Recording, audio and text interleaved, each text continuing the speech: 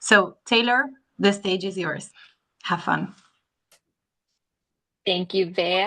Hi, everyone. My name is Taylor Williams. I just want to introduce myself a little bit here for you. So, I am a US American. I'm living in Germany. I've been here now for 4 years. Before being in Germany, I was in Taiwan, and this is my 10th year teaching. I am currently an early years 3, 4, and 5 teacher, which means I have 3 grades in one classroom. It can get a little chaotic, but I'm very lucky to have a strong team with me supporting me. I am also neurodivergent myself, and so neurodiversity and the concept of neurodiversity is really important to me. It's something that I am really passionate about that I didn't expect to kind of find my career going towards until I've learned more about it in recent years. And I'm very excited to share with you a little bit, just a small snippet today. There is a huge amount we could talk about with neurodiversity. This conversation could go on for weeks and days and hours and beyond. So we're just going to have a small snippet today. I do have a doctorate of education in educational practice and innovation. And my dissertation study was an action research study around professional development for teachers with neurodiversity in mind. And so I'm really passionate on supporting teachers in supporting their students. And that's kind of what I'm hoping you can get from this today. So, what is neurodiversity? Go ahead and drop your thoughts about neurodiversity in the chat, and let's just kind of get an idea of what we already know, what we already understand around this concept, and just see some commonalities. Give you just a moment.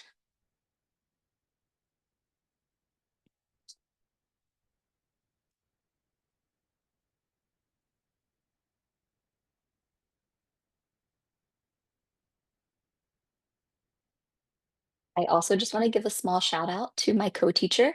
I'm not going to say her name, but she's here with us today.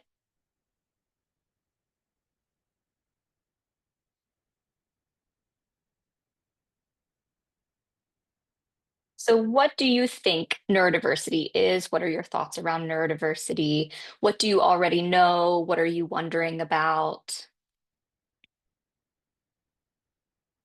Oh, neurodiversity is an umbrella term. I love that, Charlotte. We're going to talk a bit about that. Everyone's brains work differently, diversity or varied differences in how individuals' brains work, how the brain works or how we interrupt things, variation in the human brain and cognition, ability to think in divergent, creative, and innovative ways to inspire others. Ooh, I love that, Jackie, to inspire others. How the brain works for different people. You guys are really right on there. Wonderful. Different mindsets. Amazing. Thank you. The neural connections that each brain makes. Ooh, that's a good one as well. Thank you for your thoughts. So, what is neurodiversity? Well, the term neurodiversity was originally coined by Judy Singer in her research on autism, which actually took place in the 90s.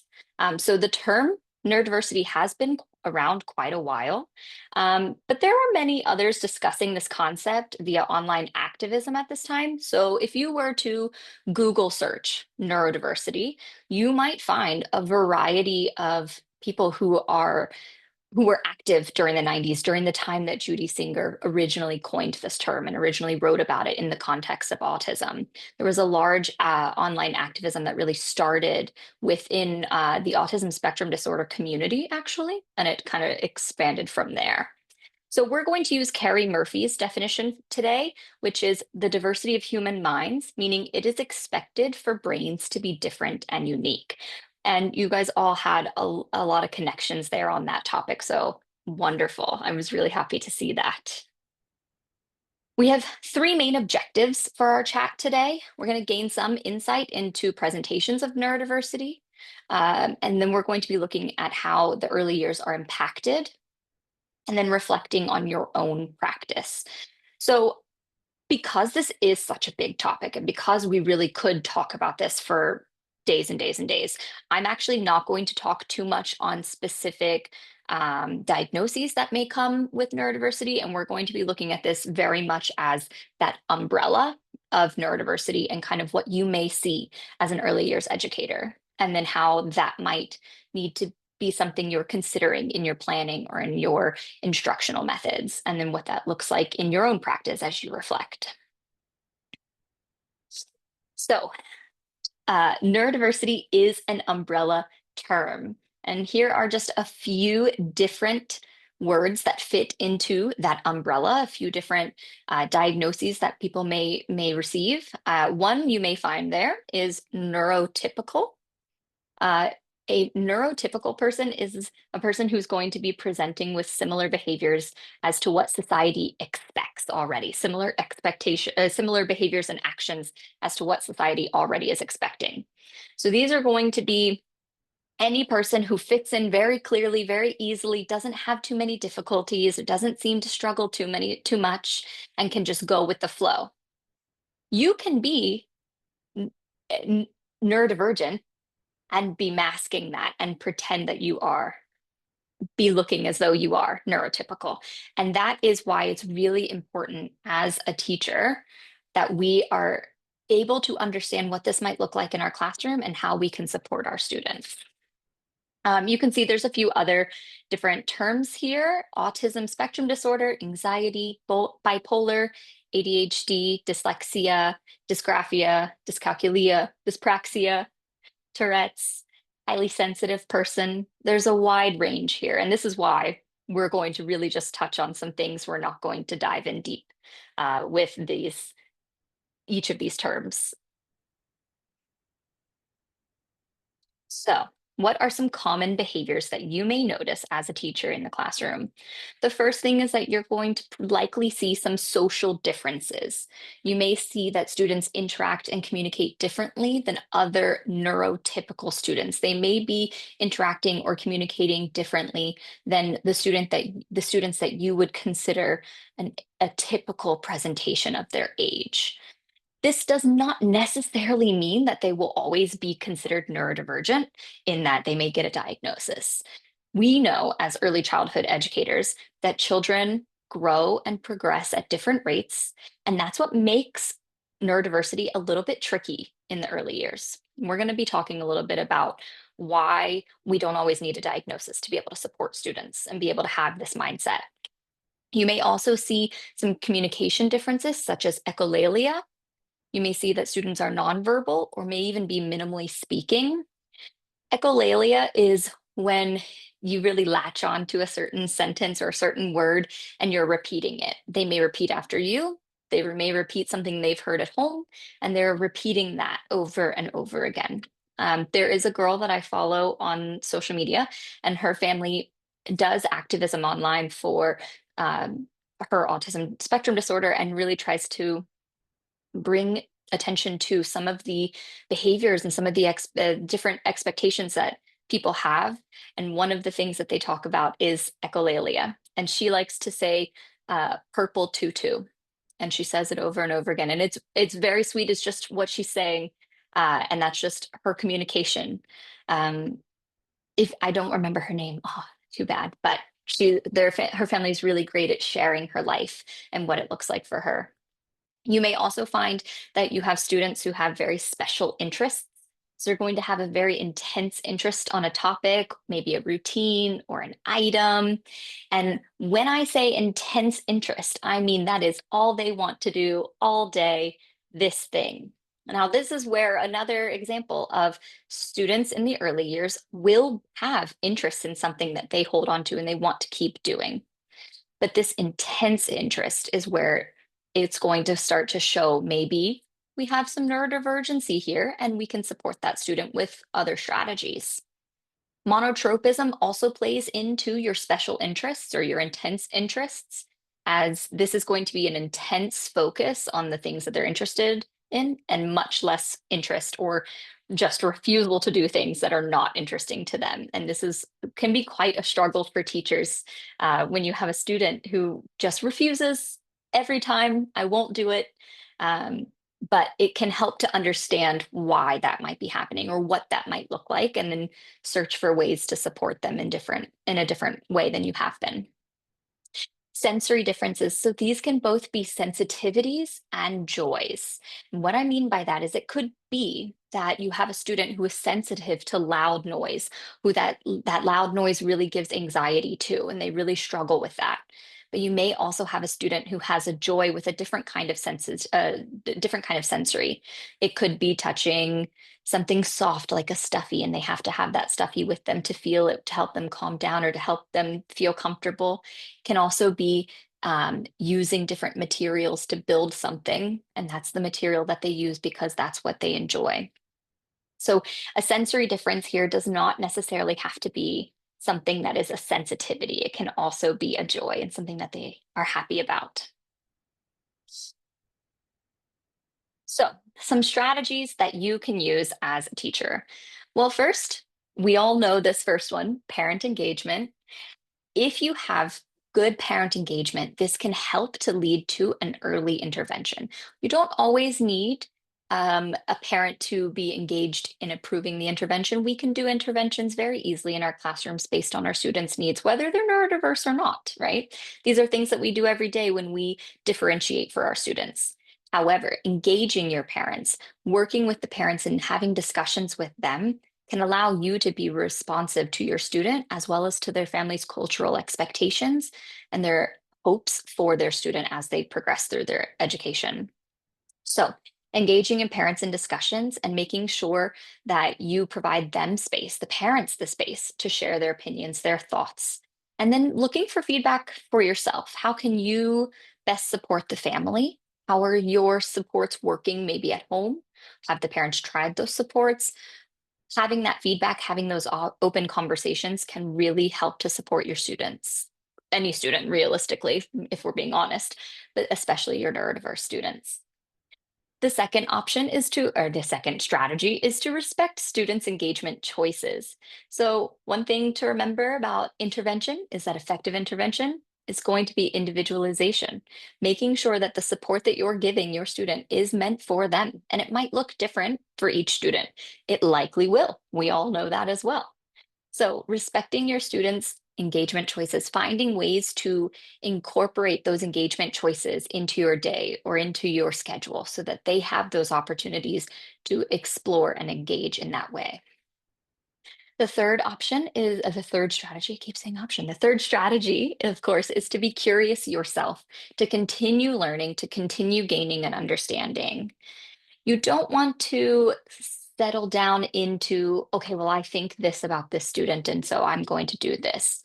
With a lot of our neurodiverse umbrella terms, many strategies can be used in all of them. And so being curious, gaining this understanding, seeing the overlap, seeing where you can try something new is going to allow you that opportunity to really understand your student deeper and provide them the support. And then finally, celebrating all differences, celebrating the differences of the students, celebrating how they might feel in the moment or how they might feel in that setting.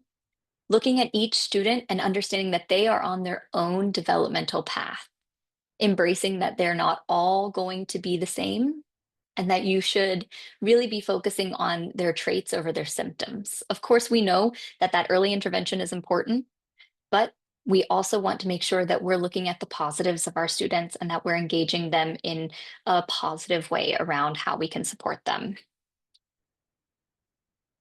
So, what does this mean for early years educators? Well, as I just said, a reminder that children will be different, not less than. So, inclusivity, no matter the disability, inclusivity, no matter the diagnosis, inclusivity, no matter the opinions or the thoughts, right? Having this perspective of having human dignity guiding what we do, supporting our students and not thinking of them as less than, and thinking of where they're going on their educational journey, their life journey, and how we are there to support them. Changing our lens from a deficit lens to a holistic perspective. So there is within neurodiversity the social versus the medical model. The medical model is going to focus more on a child's delay or the views of the child with this deficit. And the goal being to fix or cure the child's neurodiversity. So, really relying on teaching them the skills that they need to kind of mask their differences, to kind of hide their differences. Whereas the social model, or as I've heard it referred to, the neurodiversity focused model, is going to see society as being the accommodating factor and believes that society should be open to changing rather than just the individual. This perspective doesn't deny the existence of these difficulties, doesn't deny the need for supports in different settings or different situations, but it seeks to understand not only the person, the student, but also how society and that person are going to be functioning in this much broader context. And recognizing that early years children are complex individuals with intersecting identities. So, what does this mean? Well, I don't know how many of you think about ableism when you're thinking about how you are viewing your students. I think about this a lot myself as a neurodivergent, and this is where the neurodivergent person, this is where my passion really came in. I felt oftentimes that part of my identity as a child, or even into my college years, was a piece of me that I had to fix. It was a piece of me that was not fitting in. And so ableism is where this is going to be playing a role.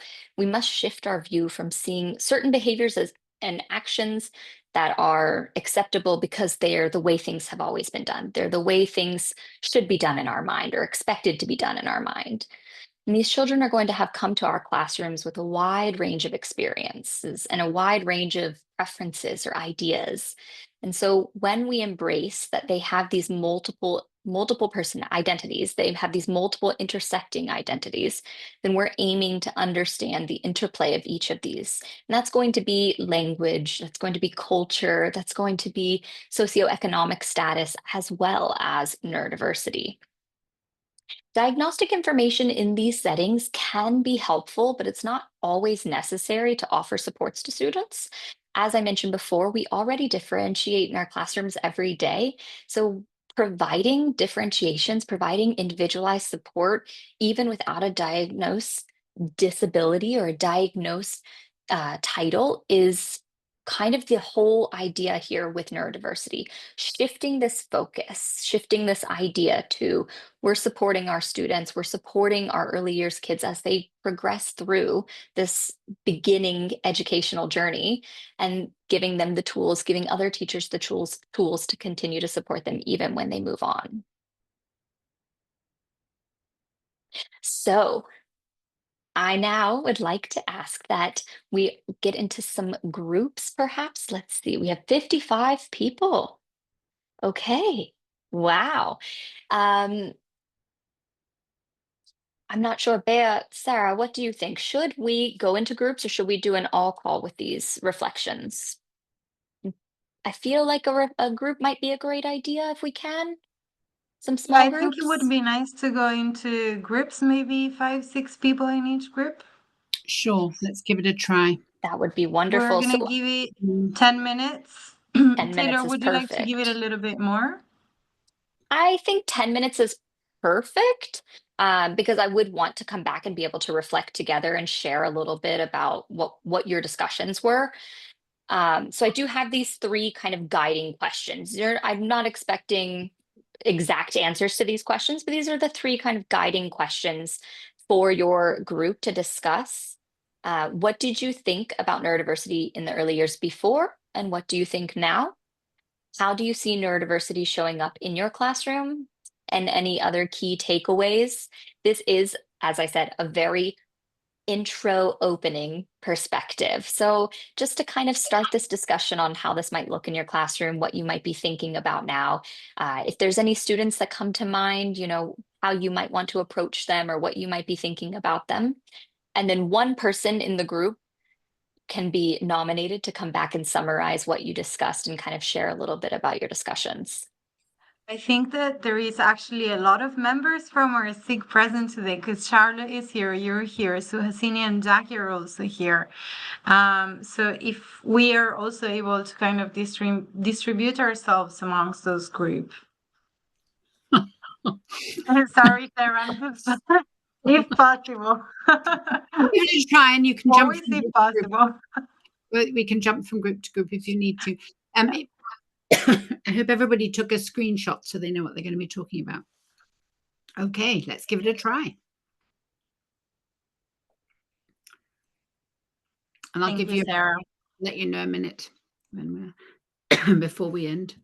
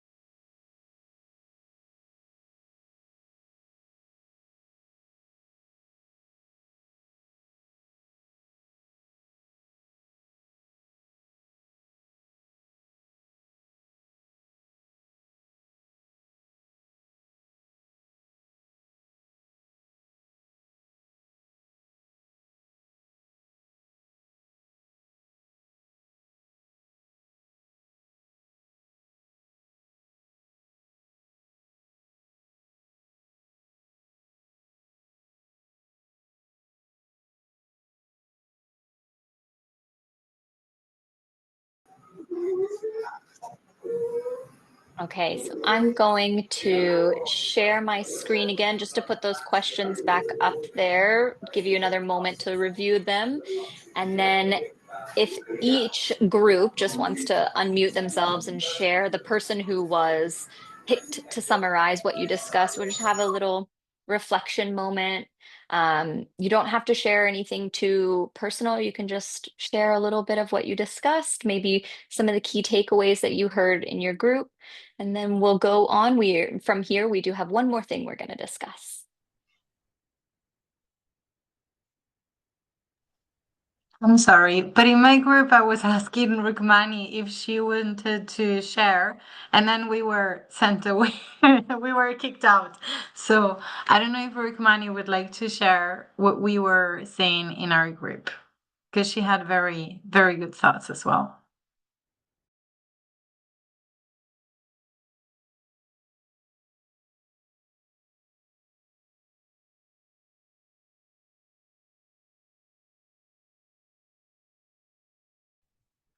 Hello? Hello. We Hi, can hear Rukmani. you. We can Hi, hear ma'am. you. Hi. So I was just trying to say that I feel just everybody has their own way of reacting and responding to situations and things. A smallest thing like shaking our leg is also a way of showing there's some kind of stress or a presence of something in your mind or your head. So it's generally what we guys summarized was everything is not has to be neuro. It could be emotional or something that we're feeling inside, but we're not being able to express ourselves.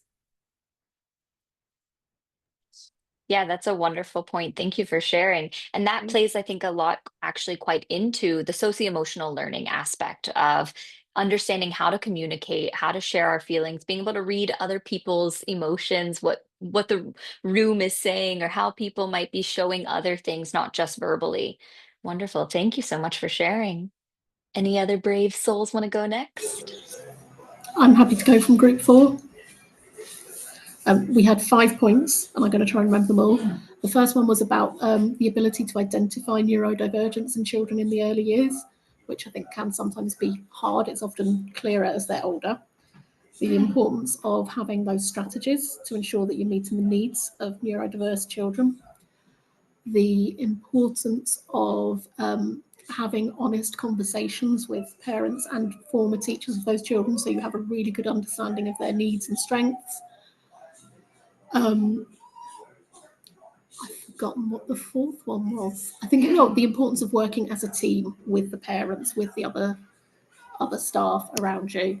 And then lastly, that the holistic approach that you said, where we really put the children and their needs at the center of your decision making. Yep. All of those are exactly it. Thank you, Charlotte, for sharing those. All right. Anyone want to go next? I can go from group 6. I think it was group 6.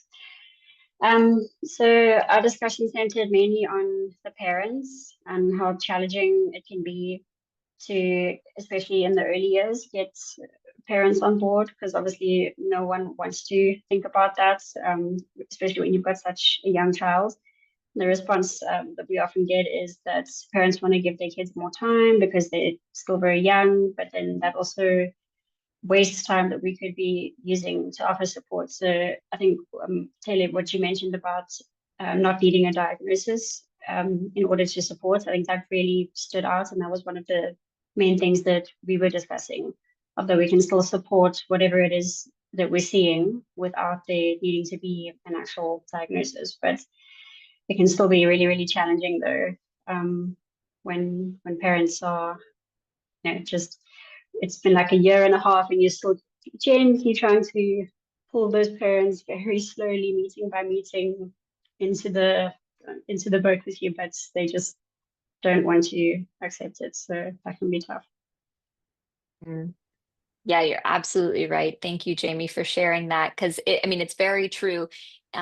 Parents don't always want to hear that, especially early years. They want to give them that more time to continue to progress, to get the experience in a classroom and those types of things. One way that I try to look at it, and if you have a parent who you feel is really hard on, I don't want to hear this, as I try to remind them that the same kind of supports would be given to a student who I see is struggling with learning their alphabet, or a student who I see is struggling with holding a pencil. Perhaps we are able to refocus this idea of there's something wrong, this deficit perspective, and see it more as our jobs as teachers is to provide that support. And this is just one other type of support. And maybe they won't actually need it in the future, or maybe they'll find that this works really well for them. And then other teachers will do it, and you'll see your child soar in success. It doesn't have to be a negative. And of course, you still have parents who just don't want that, and that's okay. But reframing that perspective and saying, we provide supports for students who are struggling in math, or who have difficulty remembering the alphabet, or who have difficulty with this. And that this is just another kind of differentiation, another kind of support that we can provide as teachers.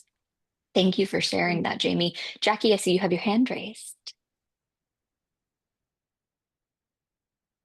Yeah, I think this space of families is always an interesting one. So we at our school, we take a stance where the parents go through like a grieving process and that takes time. But we also talk about with assessments is that we'd really like them to go along and find out what their children's strengths are. Because the reports do have, right? They have the kids' strengths and what we need to work on. And we explain to them it would be fabulous to have everybody in the world to do one of these assessments, so we all knew what our strengths are. And so we reframe all that work with them. I'm in China, and it's such a stigma for your child to be labelled with anything. So we actually reverse it and talk to them about how we're going to know more about the child's strengths, and then we can use them to strengthen the way through. So it's just something, I think we, as educators, the onus is on us to reframe this, particularly when we know parents they know in their hearts, but they're grieving, and to say it out loud to someone is like part of that process. So that place for compassion and empathy, I think, is really important. Yeah, Jackie, I love that you talk about that grieving process there, because you're absolutely hitting the nail on the head there. It is a grieving process that they have to work through as parents who may have had these different expectations or these different hopes. And also that reframing of that going away from the deficit mindset to the strengths mindset, that strengths-based focus. Amazing, perfect, wonderful. Thank you for sharing that. Does anyone else want to share? We are from group 5. So I'll just summarize. We were 3 of us, and all 3 actually agreed when we said that maybe neurodivergent is a new term for us, but we are all struggling and understanding that it is something we very commonly see in our classrooms. So Sarah joined us, and she mentioned that, they have the Reggio Emilia approach to teaching, and how, in a way is struggling to be more accommodating in terms of all of these things that we've been talking about for the past 10 minutes. Essentially, I feel patience is the biggest thing in dealing with the youngest children that we have with us. And while one of these is a stigma, like Jackie mentioned, especially in China or maybe other countries where parents do not want to agree to it, I also feel there is a struggle where their parents also don't understand that there is something they need to be a little more cautious about or accommodating about. And that is why, even if they wish to, they are unable to give that support to the children because they themselves don't know that there is something that the children need extra support with. Likewise, the teacher, likewise. So that's the struggle. However, just a new term probably, but same story everywhere. Thank you.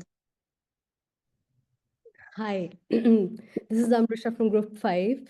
So, also on my thoughts on point number 2, I feel that the beauty of early years classroom is that children are naturally curious and accepting. So, when we, as educators, model inclusivity, whether that's celebrating how a child communicates or approaches a task or plays differently, other children pick up on that too.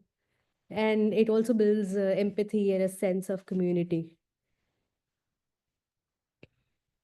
Yes, Absolutely. thank you. I spoke. Who May I was also, sorry, Taylor, may I quickly speak to the space a little bit? Absolutely. So sorry. Go ahead. Not a problem. So I think, just to clarify it, I think what I was trying to say to the group when we were just chatting about it, I think, I've been in a Reggio Emilia inspired school for the last 5 years, and I must admit that the way that the approach sees children has really started to help shift my own understanding of neurodiverse children. And what is really quite exciting is seeing how it is unlocking children and our families who have children who are neurodiverse are starting to see hope. Because we're taking the time with their children and for them to see that they are curious, competent, and relational, and just how the approach brings hope to so many people. And then we talked about the importance of reaching out and having these educational conversations with each other, because together we can bring hope to those spaces and understanding that somebody else might have.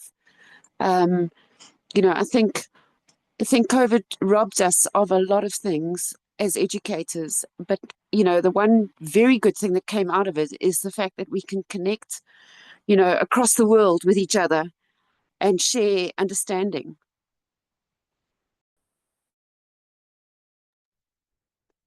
Yes, Sarah, thank you for sharing that. I couldn't agree with you more about teachers having these discussions and teachers being able to learn from one another, educators being able to have reach across the world and learn a little bit more about how another perspective or another culture might view neurodiversity and how they can incorporate that not only in their own practice, but in those conversations with parents. Because as we've discussed here, it is really quite tricky.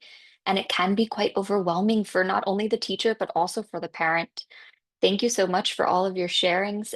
I would like to go to the next thing. I think that it's my final point. It's a little bit of how to use action research to help support yourself in this progress of understanding your students. Not only neurodiverse students, really, you can use action research to help you understand anything or try a new approach in any part of your classroom, but I just want to quickly touch on that. And then we should be wrapping up soon. Thank you again, everyone, for sharing and being so vulnerable and so honest about your perspectives and your ideas around what you've learned, what you already know, and how this might look in your classrooms or in your different settings. I really appreciate that. So, what is action research and how can I use it to support what I'm doing in my classroom? So, as I mentioned, action research can be used really in any way in your classroom as you want, because the whole goal is to be focused on making a transformation through this process of taking action, doing research, and having this critical reflection. So you're going to be following kind of this cycle of, I have a question, I need to learn from others to be able to find some more practice. I need to do this research on this topic or do this research on how to understand what I'm looking for. And then implement a change to create knowledge within that practice. So I'm just going to be very honest about what I did for my action research study that helped me kind of understand where I wanted to go as a teacher in teacher professional development, and kind of is the reason we're all here today, actually.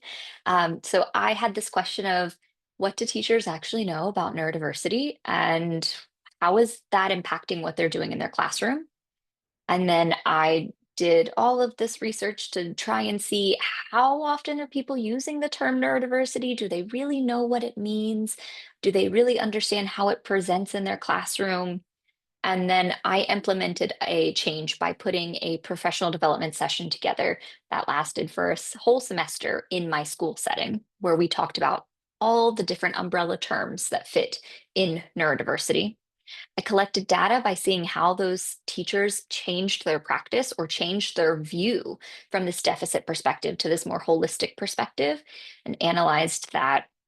That allowed me to see where we wanted to go as a school, but where I wanted to go also in reaching other teachers and supporting them. And that caused me to reflect, make some changes in practice. And now here we are. I moved past the school level in that I wanted to be able to reach far beyond just my environment, but also to other teachers and other educators who were working through understanding neurodiversity. So how might this look in your classroom? Well, perhaps you are framing your question of, how am I able to support this student with these different behaviors or these different ideas in the classroom, perspectives in the classroom? Gathering data, researching those behaviors, researching maybe what that might be. Maybe you do dig into what a diagnosis could be. That doesn't mean you're providing that diagnosis. That just means you're trying to understand it. And then you learn about those strategies and you implement them and you collect that data. We all know how to collect data, but I want to really emphasize that data collection in this situation can be anecdotal. It can be observational. It doesn't have to just be this paper data that we collect these numbers. It can also be, I'm noticing these changes when I implement this strategy. Reflecting on that and making those changes to improve your students' success and improve your students' experience in their educational career. And then, of course, if they're moving on to another grade, passing that information on, moving it on and further past you, not just your classroom, but making sure that your student has that purposeful planning and that purposeful teaching for themselves as they move into another grade. Action research probably sounds very familiar. A lot of teachers do action research all of the time and just don't realize that it's called action research. So I just wanted to give it a little bit of a name for you and give you the opportunity to reflect on, oh, am I doing this already? Am I doing action research? And can I use this idea of action research to really have better purposeful planning and teaching? Okay, that's it for me. I want to say thank you so much for your time. Thank you so much for your attention, your participation. It has been a very exciting hour for me as I've gotten to hear from all of you. I was able to really understand how other teachers are experiencing neurodiversity, and it's just, I'm very thankful to the ECIS team for letting me do this. Thank you so much, Taylor, for putting together. There is so much information under this topic, and you've put it together and you tried to share it in an hour. I also want to thank the community that has joined us. A lot of people, it's quite late during their day, so thank you so much for still being here and joining these conversations. I think I've gathered a couple of important points from these the conversations that we all had, and the goal now is to build from them. So we're going to put some posts on our LinkedIn group where we can keep talking about it, and it would be great if you guys keep sharing, if you post your questions, if you have some ideas, some resources, feel free to please put it in there. And at the same time, if there is something that you really would like to learn more about, you can always email me, and then I can bring you back to the team, and we try and reach out to experts like Taylor to then do a webinar and give a little workshop about those topics. The next webinar for everyone, just so you know, it's going to be on the 27th of March at 16 London time, and it's actually going to be led by a neurodiverse person, and he's not only a teacher, but he's also a father of a neurodiverse child. So he's going to talk to us about neurodiversity from the perspective of an adult, a child, and a teacher. So we're very much looking forward to seeing you there. We'll put the post, it's in the chat, and we will put it in our group as well, in our LinkedIn group. Thank you very much, everyone, for being here. Thanks to the SIG members, Charlotte, Suhasini, Jackie, Taylor. Thank you so much. And thank you, Sarah, for also managing and covering for Abby. Thanks for being here, Sarah. Absolutely delightful. I missed Taylor at a session that she gave a month or so ago. I'm delighted to have been able to come today.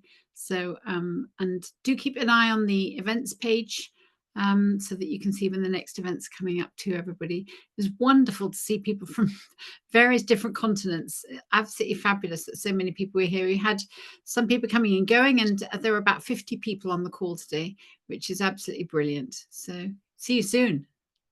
Before you all go, Bea, there is a link to a Padlet. Would you mind dropping that into the chat?